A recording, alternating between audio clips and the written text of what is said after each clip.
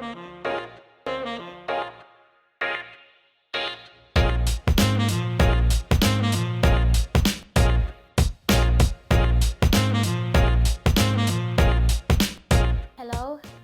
my name is Prudence Mahlangu. I am from Mbalenhle, so that's where I grew up. Then professionally, I started becoming accounting at UJ, and then I further on went to do my internship as a risk management administrator at Discovery, and then I started my business after I worked for a small business which was black owned, and then that's when I learned about running business around. But my passion for fashion, it started when I was growing up. So my mother makes clothes, uyathunga. So I used to help her a lot when I was growing up, and then that's where my passion for designing and making clothes started. So I am owning a business called Mabomba Trading and Projects. It's in the clothing and textile industry. We make clothes, but mostly I work with companies. I make corporate uniforms, I make school uniforms, I make masks, which was a business opportunity that occurred during the pandemic, the COVID-19 pandemic. I did accounting because I've always been passionate about business. And with finance, I believe that you need finances to run the business and understand, finance in order for you to make your business grow. So I went to study accounting. So after studying accounting, then I went to a big corporate, Discovery, to work as an intern at a risk management department. There I learned a lot about, analyzing risks, and analyzing every procedure, business procedure that you go through, and also having control measures in place. For me, I would say that has helped me a lot, because when I started out my business, then I was able to sit down, look at the risks, right? Look at the processes that I had to take, and also look at the controls. Then I was privileged. I would say I was privileged to work for a small business which was black owned. That's when I learned about, running a small business, which for me was more advantageous. So what I did was I took the skills, from a big corporate when I went to my job to work as a payroll administrator. When I got there, I made sure that within the time that I had, I just learned everything from dealing with recruitment, right? Getting employees to sign contracts, to attending some of the CCMA cases to understand if someone takes you to CCMA, what happens, to filling in tender documents, to writing RFQs, the request for quotations. So that's when then I understood the documentations that were needed for you to start a business.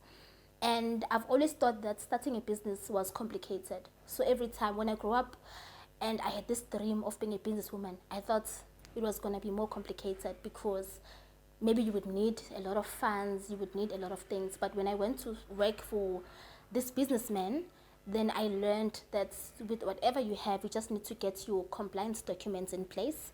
And then I had to learn how to do that, gather all the documentations in place. My passion for fashion then started. I would say I've always been a fashion person. I've always loved clothes. I've always been passionate about clothes. And while my mom, then when I grew up, my mom has always been a person who's making clothes, a dressmaker. And I would always assist her with designing. So if someone would come in and say, I want clothes, then I would always design something for my mother. Then she taught me how to make clothes. Then for me, then I saw a business opportunity. So in 2017, I registered my company, Mabomba Trading and Projects. And from then, I was working with individual clients, making clothes, and also use myself, as for advertisement. So then after that, I ran my business for 3 years while I was also working at the same time. So it was a freelance thing initially. Then it's only this year that I've actually invested, my time full-time in business. And I mean, for me, I'm grateful to big corporates centers, incubation centers that assist small businesses to actually start up my businesses, because that's when I started to grow, when I became a client to like centers like the Gert Sibande College Business Center, which assists us in terms of what we need, because sometimes you start a business but you don't have all the resources in terms of having internet access, the computers, the printers, and everything.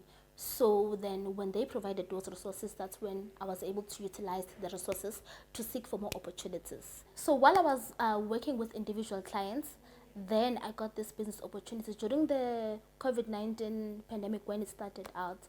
Then for some of us as entrepreneurs, we saw an opportunity to go for a mask, making the reusable mask, which was on the market. So then I got my first contract with Sasol. So currently I'm working with that, supplying masks. And for me, I'm grateful for that opportunity because I was able to employ 3 people. So it has created employment for certain people, and also it has grown my business in terms of its operations. I was able to get a space, a workshop where I'm working at. I think as entrepreneurs, as small businesses, as SMMEs, we need, some help from big corporates. And for me, it has been an advantage in terms of growing my business. And the challenges that I've encountered, as a small business, as a black woman, where some of the spaces, especially the business industry, is very much patriarchal. So to go and try to knock, at certain doors, it was very difficult for me to get recognition in certain industries, not certain industries, but in certain companies and in certain programs, right? And then from 2017, actually, I've been trying to apply, for programs, for tenders. It was hard to get anything. So it's been 3 years, of trying to gather things around, of working and of trying to actually get something which was more, effective for my business. But funding would be the major issue I believe, for many businesses, because then lack of equipment, because you need funding to buy equipment. You need funding to employ people that will assist you in terms of your business. You need funding to market your business, which is what we lack as small businesses, to open up your websites, to reach more of, the clientele. So for me, the challenges would be funding, and also to have access to internet. I'm from the township. So the only way you could, at the time when I started out, I could access internet was using these centers that were providing internet at the time. So it was those lack of resources, lack of funding, I would say, and also just, feeling like the spaces that we had to go to were more male dominated and were more patriarchal. So it was very hard as a woman to get that recognition, and you had to work twice as hard to prove yourself, and to prove your capabilities. So for me, those were the challenges. And also when you're starting out, it's very hard to gather experienced people. So yeah, for me, recruitment, getting the necessary people to carry out the job that you've got was a challenge. But also to get clients, marketing yourself, to get the relevant people to help you to grow your business. Those were the challenges for me. So for me, what also assisted me was being or signing up as a client of the Gert Sibande Business Incubator, which assisted me the most. As a black business, as a small business, I was running my business unprofessionally in terms of administration. So when they came in, they had to sit down with me, go through my records. So at the time, I didn't have clear bookkeeping to keep all my records for my finances, and I had employees that were not signed for any contracts.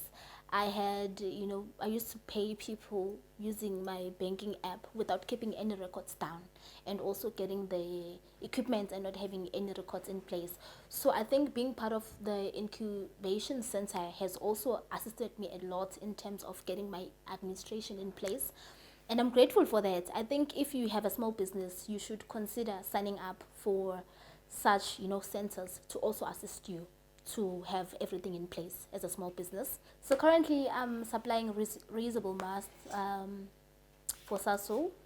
And for me, as much as COVID-19 has impacted a lot of businesses negatively, as I said earlier on, for me that was an opportunity to also get on, to supply for big companies. And then where I want to see myself, I want to grow. As I said, I want to see myself making, just beyond the masks, making more uniforms. As I said, I make clothes. I want to see myself actually clothing a lot of corporates, making clothes for a lot of corporates and running a huge factory, that produces clothes for all the companies and employing more and more people. I think we need more jobs, most people need jobs. So I would be very happy to actually make a change and make a difference in people's lives in terms of creating job opportunities. And I want to get more unemployed graduates, to be also part of my company. So hopefully when it grows, then I'll be able to get people who've been at home and haven't been receiving enough training to also be part of my company and to also get that experience, because I've experienced that at some point, as an individual. But generally, if you want to come to Mabomba Trading, we can give you, if you have a company and you want overalls, from personal protective equipment, clothing, to reflectors, to shirts, company shirts, to t-shirts. I'm hoping to supply beyond Mpumalanga, move to other provinces beyond South Africa, supply, to the continent at large, and hopefully internationally outside the borders of South Africa. So those are my future plans. Learning is the beginning of health. Learning is the beginning of wealth. Learning is the beginning of spirituality, searching and learning. That's where the process of miracles begins. Viewers at home, consider yourselves as greeted. I am Millicent Malesa, the founder and the director of Reign of Creativity Company. To be a businesswoman today, it took me to be in some certain challenges in life. I started doing poetry when I was doing my grade 8. I was motivated by my own name, Millicent. It means a strong young lady. From there on, that's where my morals were built. That's where my ethical motive was shaped. Entering competitions in order to see my capability, my potential, up until I met Betwel Zungeza, the youth chamber of youth industries.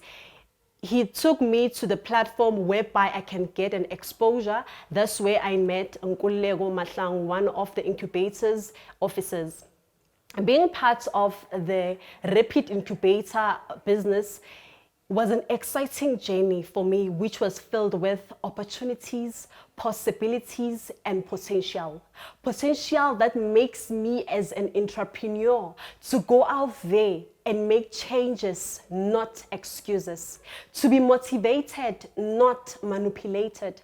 To choose to be who I am, because who I am is my true identity as an individual. So, don't be afraid to take a different path. It's your own journey. It's your own destiny. Don't be afraid to express who you are. To be creative is a gift, it's a talent, so make use of it. Today I'm having my own company which deals with poetry, it deals with painting, it deals with drama, it deals with dance, music. It takes us to express who we are as individuals. So being part of this new journey, being a businesswoman, has taught me many things. One of the first thing is that you cannot plant a fruit today and expect to eat its own benefits tomorrow. So it takes you time. it doesn't grow rapidly. So in this process of being mentored, in this process of being moral builded, it builds me as a young woman to empower other young women out there, the youth out there, that go for it, seek for opportunities. Don't wait for opportunities to come to you. Let you be the one to go unto them, and then in that way you can be able to make it in this journey. So in my business, as I've said, I'm available in terms of reciting poems in weddings, in events, any event, any poetry, because as a poet, you should not limit yourself. As a poetess, I mean, you should not limit yourself. You should go for opportunities. You can write with anything that inspires you. It can inspire anyone else out there. So with this poem, I hope viewers at home, you'll be motivated, you'll be built up, you will be ready for any journey, not per se in business, but in other journey. So in this poem, ngizwa imvula evuselela abangenathemba. Themba imbewu yakho isenoqhakaza. Ndodakazi nawe ndodana musuphelelwa yithemba. Qeqesha ingqondo yakho kuzinqondo iqondisise ingqondo iqonde ngaphezulu koqondisise iqonde ithi ngqo.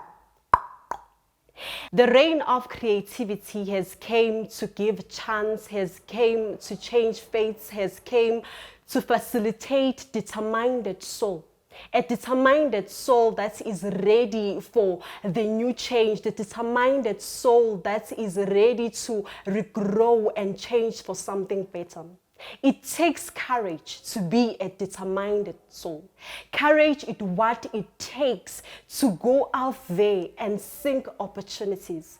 Courage is also what it takes to have that ignition that flames up your self-confidence. Self-confidence that shines from the inside but frozen flames on the outside.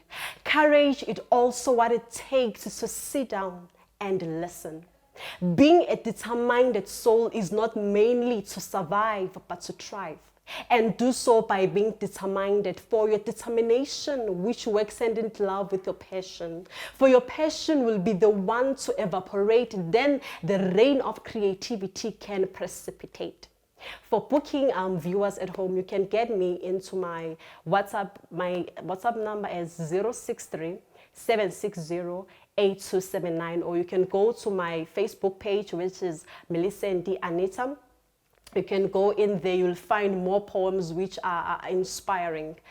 My future plans as a businesswoman way forth is that I wish to see young artists being supported, gaining support, and believe that your seed that God has planted in you, one day it should germinate so that you can encourage the other upcoming artists. My future plans is that I wish to see my company going far in terms of having brands in different provinces, even around the country, and be the voice and let my voice change the world and encourage young people to take courage, fill up the space. The opportunities are there for you to grab and allow the rain of creativity to fill the cracks of this world so that we can have more creams of South African.